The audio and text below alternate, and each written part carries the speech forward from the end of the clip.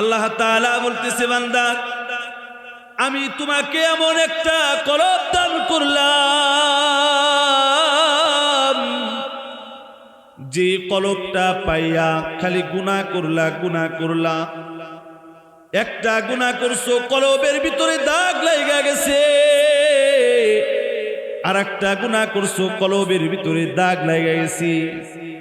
গুনাহ করতে করতে কলবের ভিতরে দাগ লাগা গেছে। এত পরিমাণ গুনাহ করছি, গুনাহ করতে করতে কলবটা পয়সা গেছে। ঠিক যেমন ভাবে কাগজের উপরে বারবার দাগ দিলে যে রকম ভাবে কাগজটাও নষ্ট হয়ে যায়, কাগজটাও ছিঁড়া যায়। এই আমার কলিজার দরদিরা, আমার যুবক ভাইরা, আল্লাহ তাআলা বলতেছি, ও আমার বান্দা, তুমি যতই গুনাহ করো না কেন, গুনাহ করতে করতে যদি জমিন থেকে আসমান পর্যন্ত গুনাহ কইরা ফেলো, আমি আল্লাহ রব্বুল আলামিন আমার নাম স্মরণ করার কারণে, আমি মালিকের নাম স্মরণ করার কারণে, আমি মালিক আল্লাহ তোমার সমস্ত গুনাহগুলি মোচন করে দিই। জোরে বলা যাবে কি সুবহানাল্লাহ? একবার মালিকের নাম কেউ যদি স্মরণ করে, ওই কলব থেকে মালিক আল্লাহ একটা গুনাহ মোচন করে দেয়। মালিক আল্লাহকে যতবার স্মরণ করা হয়, মালিককে যতবার ডাকা হয়, মালিক আল্লাহ ততগুলা গুনাহ মোচন করে দেয়। আল্লাহর এক বান্দা আল্লাহ তাআলা কুরআনে কারীমের মধ্যে বলতেছে, ইয়া আইয়ুহাল্লাযীনা আমানুত্তাকুল্লাহ। আল্লাহ তাআলা তার ঈমানদার বান্দাদেরকে আদর কইরা ডাক দেয়া বলে, ও আমার ঈমানদার বান্দা, বান্দারে আমি মালিকরে ভয় করো, আমি আল্লাহ তাআলাকে ভয় করো। কেমন ভয়? যা প্রকৃত পক্ষে ভয়, আসল ভয়। মালিকরে ভয় করলে নাকি গুনাহ থেকে হেফাজতে থাকা যায়। মালিকরে নাকি ভয় করলে সমস্ত গুনাহ থেকে হেফাজতে থাকা যায়। আল্লাহ তাআলা বলতেছে, ও আমার বান্দা, আমি মালিকরে ভয় করো। আল্লাহর এক বান্দা মালিকরে ভয় করে নাই, গুনাহের কাজ করছে, সমস্ত গুনাহের কাজ করছে। যেখানে ওয়াজ হইছে কখনো ওয়াজে যাই নাই, যেখানে কোরআনের কথা বলা হইছে সেখানে কোরআনের কথা শুনে নাই, গুনাহের কাজে লিপ্ত ছিল, গুনাহের কাজে লিপ্ত ছিল। আল্লাহর ওই বান্দা তার সন্তানদেরকে ডাইকা বলে, ও আমার সন্তানেরা, আয় আয় আমার কাছে আয়। সন্তানদেরকে ডাইকা বলে, সন্তান, আমি যদি মারা যাই, যদি মইরা যাই, আমার এই লাশটাকে আগুন দিয়া পুরাইয়া সারকার করে ফেলাই দিও, টুস টুস করে দিও। সন্তান বলতেছে, বাবা আমরা তো মুসলমান, আমাদের লাশ তো পুরানো যাবে না। বাবা বলতেছে, না, আমি তোমাদেরকে যেই উপদেশ দিতেছি, যেই ওসিয়ত করতেছি, সেই ওসিয়তটা তোমাদের শুনতে হবে। কথায় কথায় বাবা মারা গেছি। বাবা মারা যাওয়ার পরে সন্তান বাবার লাশটাকে আগুন দিয়া পুরাইয়া তুস তুস করে ফেলাইছে, আগুন দিয়া পুরাইয়া ফেলাইছে। বাবা বলছিল, আগুন দিয়া পুরানোর পরে যে ছাইগুলো আছে, ওই ছাইগুলা দুই ভাগে ভাগ কইরা এক ভাগ ছাই বাতাসের ভিতরে ছাইরা দিবা, এক ভাগ ছাই বাতাসের ভিতরে ছাইরা দিবা, আর এক ভাগ ছাই নদীর মাঝখানে ছাইরা দিবা। এক ভাগ ছাই বাতাসের ভিতরে ছাইরা দিছি, আর এক ভাগ ছাই নদীর ভিতরে ছাইরা দিছি। আল্লাহ তাআলা বলতেছে, আমার ফেরেশতারা যাও যাও, দেখো না আমার বান্দার লাশটাকে পুরাইয়া ছাই বানায়া ছড়াই দিছি, ওই ছাইগুলো যেন ছড়াইয়া না যায়, সমস্ত ছাই একত্রিত কইরা আবারও আগের মতো মানুষ বানায়া দিও। সুবহানাল্লাহ বলেন। আবারও আগের মতো মানুষ বানায় দিছে। আল্লাহ তাআলা আল্লাহর ফেরেশতারা তাকে প্রশ্ন করতে গেছে। আল্লাহ তাআলা বলতেছে, ও ফেরেশতারা সরো, এতদিন তো তুমি প্রশ্ন করছো, আজকে আমি একটা প্রশ্ন করব আমার বান্দাকে। আল্লাহ রব্বুল আলামিন তার বান্দাকে প্রশ্ন করে, এ রে আমার বান্দা, কেন তোমার লাশটাকে আগুন দিয়া পুরাইয়া ছাই বানাইয়া, কি কারণে ওই ছাইগুলা বাতাসের ভিতরে ছড়াইয়া দিছো? আবার কিছু ছাই কেন নদীর উপরে ছাইরা দিছো? আল্লাহর ওই বান্দা বলতেছে, মালিক রে, দুনিয়ার কেউ না জানুক, দুনিয়ার কেউ না বুঝুক, একমাত্র আপনি জানেন আমি কেন আমার লাশটাকে পুরাইয়া ছাই বানাইয়া বাতাসে উড়াইয়া দিছি। আমার লাশটাকে কেন নদীর ভিতরে ছাইরা দিছি, একমাত্র আপনি জানেন। মালিক আল্লাহ বলতেছে, ও আমার বান্দা, আমি জানি, তারপরেও তোমার মুখ থেকে আমি শুনতে চাই। আল্লাহর বান্দা বলতেছে, মালিক রে, আপনি বলছেন আমি মালিক রে ভয় করতে, আমি তো আপনাকে ভয় করতে পারি না। আমি তো আপনার কোরআন অনুযায়ী আমার জিন্দেগিটা চালাই নাই, আমি তো আপনার নবীর সুন্নত অনুযায়ী আমার জিন্দেগিটা চালাই নাই। মালিক রে, আমার এই গুনাহের শরীরটা নিয়ে আমি আপনার সামনে কিভাবে দাঁড়াবো? ও আল্লাহ, আমি তো গুনাহগার বান্দা, আবার এই গুনাহের চেহারাটা নিয়ে মালিক আবার আপনার সামনে আমি কিভাবে দাঁড়াবো? এই কারণে চিন্তা করছি, নিজের শরীরটা আগুন দেয়া পুরাইয়া ছাই ছাই করে টুস টুস করে নদীতে ভাসাইয়া দিছি, বাতাসে ভাসাইয়া দিছি, যেন আপনার সামনে আমার না দাঁড়াইতে হয়। মালিক আল্লাহ তাআলা বলতেছে, বান্দা, ও আমার বান্দা, আমি মালিককে ভয় করার কারণে, আমি আল্লাহ তাআলাকে ভয় করার কারণে, আমি মালিকের ইবাদতে ভয় করার কারণে, মালিকের জাহান্নামের ভয় করার কারণে তোমার পিছনের সমস্ত গুনাহ ক্ষমা করে দেয়া আমি মালিক আল্লাহ তোমাকে জান্নাত দান করলাম। একবার জোরে বলা যাবে কি সুবহানাল্লাহ? আমার কলিজার দরদিরা, আল্লাহ তাআলা মালিককে ভয় করতে বলতেছে, তারপরে কোরআনের মধ্যে বলতেছে, ওয়ালা তামুতুন্না ইল্লা ওয়া আনতুম মুসলিমুন।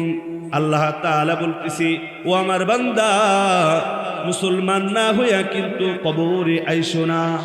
মুসলমান না হইয়া যদি কবরে আসো, আমি মালিকের বানানো জাহান্নাম এতই ভয়ঙ্কর। কবরের ভিতরে যদি সুন্দর কাজ করে আসো, যদি কবরের কাজগুলো করে আসো, কবরটা তোমার জন্য সুন্দর হয়ে যাবে। আর যদি দুনিয়াতে কবরের সামান জোগাড় না করে কবরে চলে আসো, তাহলে কবরটা তোমার জন্য বড়ই ভয়ঙ্কর হয়ে যাবে। এই আমার কলিজার দরদিরা, মালিক আল্লাহ তাআলা আমাদেরকে মায়া কইরা, আদর কইরা, ভালোবাসা এই পৃথিবীর জমিনে আল্লাহ তাআলা আমাদেরকে সৃষ্টি করছে। কি কারণে সৃষ্টি করছে? মালিক আল্লাহ কোরআনের মধ্যে বলতেছে, ওমা খলাকতুল জিন্না ওয়াল ইনসা ইল্লা লিয়াবুদুন। আল্লাহ তাআলা বলতেছে, বান্দারে, আমি মানব জাতি এবং জিন জাতি এই পৃথিবীর জমিনে একমাত্র আমি মালিক আল্লাহর ইবাদত করার জন্য সৃষ্টি করছি। কথা বলেন ঠিক কিনা? দুনিয়ার সমস্ত কিছু করতে পারতেছি, ঘর বাড়ি বানাইতে পারতেছি, বিল্ডিং বানাইতে পারতেছি, টাকা পয়সা ইনকাম করতে পারতেছি, সব কিছু করতে পারতেছি, কিন্তু যে মালিক আল্লাহ আপনাকে আমাকে আদর কইরা, মায়া কইরা, মোহাব্বত কইরা, ভালোবাসা এই পৃথিবীর জমিনে আল্লাহ তাআলা আমাদেরকে বানাইলো, ওই মালিক আল্লাহর ইবাদত আমরা করতে পারি না, ওই মালিককে ভয় করতে পারি না, ওই মালিকের কথা মতো আমরা আমাদের জীবনকে পরিচালনা করতে পারি না। কথা বলেন ঠিক কিনা? আমার কলিজার দরদিরা, আমার যুবক ভাইরা, দুনিয়া তো অল্প সময়, বেশি একটা সময় আল্লাহ তাআলা দেন নাই। কখন যেন কার ডাক চলে আসি, এখনই সময়, এখনই সময়, মালিকের ইবাদত করো, মালিককে ভয় করো। আল্লাহ তাআলা আমাদেরকে এমন একটা নিয়ামত দান করছেন। মালিক আল্লাহ কত শত নিয়ামতের মধ্যে অনেক নিয়ামতের মধ্যে আল্লাহ তাআলা এমন একটা নিয়ামত আমাদেরকে দান করছে, নিয়ামতের নাম হলো ঈমান। জোরে বলেন ঈমান। এমন একটা নিয়ামত দান করছে যে নিয়ামতের নাম হলো ঈমান। ও আমার কলিজার দরদিরা, এই ঈমান কিন্তু আমরা সহজেই পেয়ে গেছি। এই ঈমান আনতে কিন্তু আমাদের কোনো কষ্ট হয় নাই। আমরা মসজিদে নামাজ পড়ি, কেউ আমাদের ঘাটটা ধরে মুসার মারে না। আমরা আল্লাহর প্রতি ঈমান আনছি, আল্লাহর প্রতি জিকির করি, মালিকের সাথে জিকির করি, মালিকের ইবাদত করি। আমাদেরকে কেউ কোনো বাধা দেয় না, কেউ কোনো আঘাত করে না। কিন্তু পয়গম্বর নবীর সেরা সাহাবী, উম্মতের মধ্যে সেরা উম্মত, বান্দার মধ্যে সেরা বান্দা, উম্মতের মধ্যে সেরা উম্মত, পয়গম্বর নবীর সেরা উম্মত হযরতে আবু বকর রাদিয়াল্লাহু তাআলা আনহু। এই ঈমান আনায়ন করার কারণে কাফেরের বাচ্চারা আবু বকরকে এত পরিমাণ মারছে, এত পরিমাণ ব্যথা দিছি, এত পরিমাণ কষ্ট দিছি। আবু বকর কারো টাকা পয়সা লুটপাট করে নাই, আবু বকর কারো বাড়িতে ডাকাতি করে নাই, আবু বকর কারো টাকা পয়সা চুরি করে নাই। আল্লাহর প্রতি ঈমান আনার কারণে, মালিকের প্রতি ঈমান আনার কারণে, পয়গম্বর নবীর প্রতি ঈমান আনার কারণে কাফেরের বাচ্চারা আবু বকরকে এত পরিমাণ মারছে, এত পরিমাণ কষ্ট দিছে যে মারতে মারতে আবু বকরকে জমিনের উপরে শুয়াইয়া দিছে। এমন মারা মারছে যে কাফেরের বাচ্চারা মনে করছে যে আবু বকর বুঝি মরে গেছে, আবু বকর বুঝি মরে গেছে। এরপরে আবু বকরকে ছাড়ছি। আবু বকর আল্লাহর প্রতি ঈমান আনার কারণে এত কষ্ট দিছে, সেই ঈমান আল্লাহ আমাদেরকে দান করছে। ও কলিজার দরদিরা আমার, এই ঈমানটা কিভাবে পাইলাম? আল্লাহর নিয়ামত ঈমান। আমাদের মা বাবা, আমাদের দাদা দাদি, আমাদের নানা নানি তারা মুসলমান ছিল, সেই ক্ষেত্রে আমরাও তাদের গর্ভে ধারণ করার কারণে আমরাও মুসলমান। কথা বলেন ঠিক কিনা? আমাদের মা বাবা অন্ধকার কবরে চলে গেছে, আমাদের দাদা দাদি নানা নানি অন্ধকার কবরে চলে গেছি। এমন ঈমান এ আমার বাজানেরা, এই কেমন ঈমান নিয়ামত আল্লাহ তাআলা আমাদেরকে দান করছি। আল্লাহর পয়গম্বর নবীর সাহাবা হযরতে খাব্বাব রাদিয়াল্লাহু তাআলা আনহু আল্লাহর প্রতি ঈমান আনার কারণে, পয়গম্বর নবীর প্রতি ঈমান আনার কারণে খাব্বাব রাদিয়াল্লাহু তাআলা আনহুকে জ্বলন্ত কয়লার উপরে শোয়াইয়া দিছে। একমাত্র আল্লাহর প্রতি ঈমান আনার কারণে। আপনার ঈমান আর আমাদের ঈমান আর সাহাবীদের ঈমান কেমন ছিল? ও আমার কলিজার দরদিরা রে, কেমন ঈমান ছিল তাদের আর আমাদের ঈমানটা কেমন? আমাদেরকে যদি কেউ আয়সা যদি বন্দুক ঠেকায় বলে ঈমান ছেড়ে দাও, কেউ যদি আয়সা বলে ঈমান ছেড়ে দাও, তোমাকে 10 লক্ষ টাকা দেওয়া হবে, আমরা কিন্তু আর দেরি করব না, টাকার লোভ করে ঠিক আছে আল্লাহর প্রতি ঈমান ছেড়ে দিলাম। নাউজুবিল্লাহ বলেন। এমন ঈমানদার আছে না নাই? আল্লাহ তাআলা ও আমার কলিজার দরদিরা, এমন ঈমান আল্লাহ তাআলা আমাদেরকে দান করছে যে ঈমান আনার কারণে খাব্বাব রাদিয়াল্লাহু তাআলা আনহুকে জ্বলন্ত কয়লার উপরে শোয়াইয়া দিছি। কেমন ঈমান আমাদের ঈমান আর কেমন তাদের ঈমান, জ্বলন্ত কয়লার উপরে শোয়াইয়া দিছি। কাফেরের বাচ্চারা বলতেছে, ও খাব্বাব, খাব্বাব রে, তুমি যদি আল্লাহর প্রতি ঈমান ছেড়ে দাও, তুমি যদি পয়গম্বর নবীর প্রতি ঈমান ছেড়ে দাও, তোমাকে আর কষ্ট দেওয়া হবে না, তোমাকে এই কষ্ট থেকে মুক্তি দিব। খাব্বাবের উত্তর ছিল, এই কাফেরের বাচ্চারা শোন,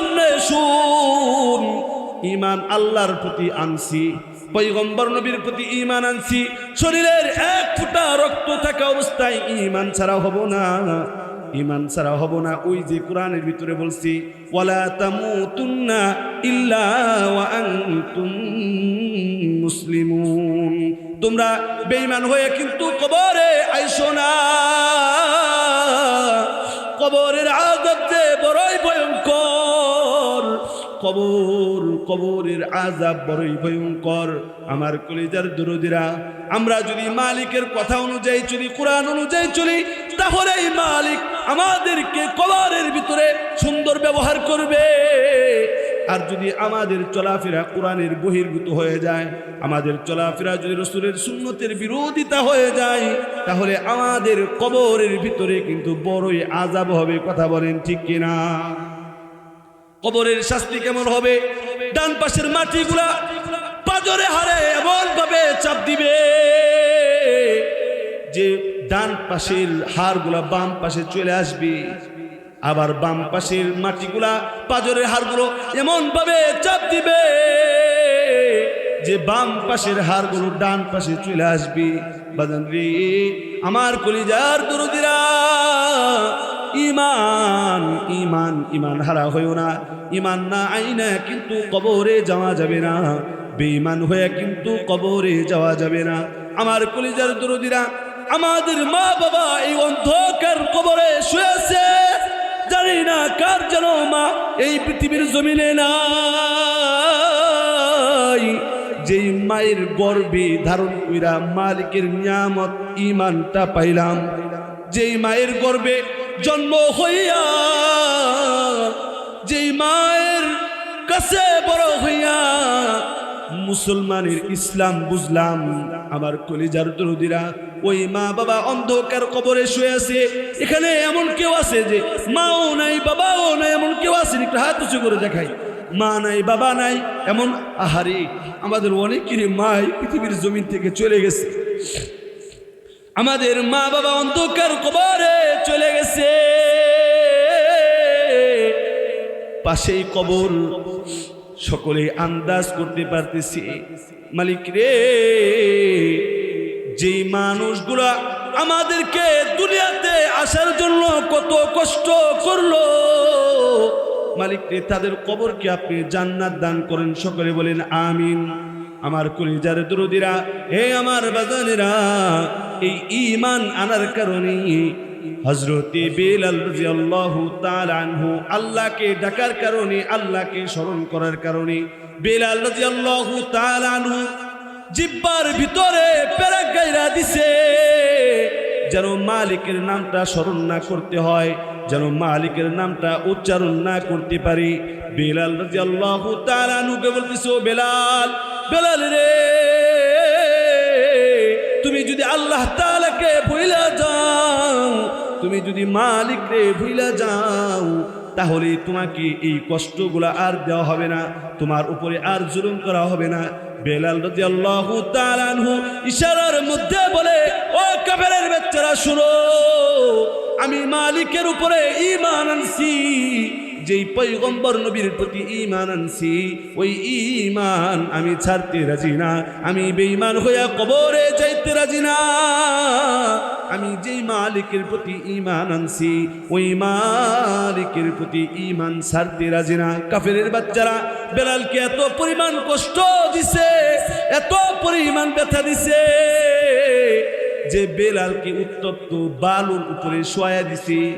বেলাল রাদিয়াল্লাহু তাআলা আনহুকে বলে, ও বেলাল, বেলাল রে, আল্লাহকে ভুলে যাও। বেলাল বলতেছে, কুল হুয়াল্লাহু আহাদ। ঈমান নিয়ে যদি আমরা কবরে যাইতে পারি, এই ঈমান নিয়ে যদি আমরা কবরে যাইতে পারি, তাহলে মালিক আমাদেরকে জান্নাত দান করবে। আর ঈমান হারা হয়ে যদি কবরে যায়, ঈমান ছাড়া যদি কবরে যাই, তাহলে মালিক আল্লাহ আমাদেরকে বড়ই ভয়ঙ্কর শাস্তি দিবে। এ আমার কলিজার দরদিরা, ঈমান আনার কারণে কোনো রকম কষ্ট, কোনো রকম ব্যথা আমাদের হয় নাই। এই ঈমানটা আমরা আল্লাহ মালিকের প্রতি, এই ঈমান ছাড়া হওয়া যাবে না। আমাদের কবরের ভিতরে মা বাবা অন্ধকার কবরে চলে গেছে, কোনো রকম চিন্তা ভাবনা দুনিয়াতে করে নাই। আমার কলিজার দরদিরা, মা বাবা অন্ধকার কবরে চলে গেছে, কত আদর করছে, মোহাব্বত করছে, কত ভালোবাসছে সন্তানদেরকে, কি পরিমাণ মোহাব্বত করছে। সন্তান নিজে না খাইয়া সন্তানকে খাওয়াইছে, নিজে না খাইয়া সন্তানদেরকে খাওয়াইছে, নিজে না পয়রা সন্তানদেরকে পড়াইছে। আজ ওই মা বাবা আমাদের বাইচা নাই।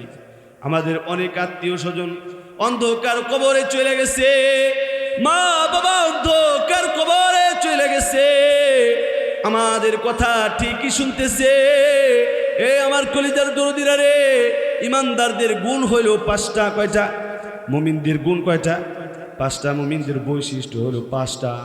আল্লাহ তাআলা বলতেছি, ইমানদার বান্দা তো তারা, ইমানদার বান্দা তারা যারা মুমিন, মুমিন বান্দা তো তারা যাদের সামনে আল্লাহর কথা বললে, যাদের সামনে আল্লাহর কথা বললে ওই ইমানদারদের অন্তরের ভিতরে একটা ধাক্কা লেগে যায়। আল্লাহর কেউ যদি একজন মানুষের সামনে আর একজন মানুষ আল্লাহর জিকির করে, আল্লাহর নামটা স্মরণ করে, সেই ব্যক্তির অন্তরটা কাইপা যায়, অন্তরে যায় ধাক্কা লাগে। দেখবেন অনেক মানুষ আল্লাহর প্রেমে জিকির করতে যায় পাগল পারা হয়ে যায়। কথা বলেন ঠিক কিনা? আল্লাহর প্রতি জিকির করে মালিকের প্রতি মুহাব্বত তৈয়ার হয়ে যায়, মুহাব্বত ভালোবাসা তৈয়ার হয়ে যায়। জিকির করলে আল্লাহ তাআলা ঈমান বাড়ায়া দেয়, কিছু কাজ করলে আল্লাহ তাআলা ঈমান বাড়ায়া দেয়, আবার কিছু কাজ করলে আল্লাহ তাআলা ঈমান কমায়া দেয়। ঈমান বাড়ানোর দরকার আছে না নাই? আছে না? ঈমান বাড়ানোর দরকার আছে রে বাজান।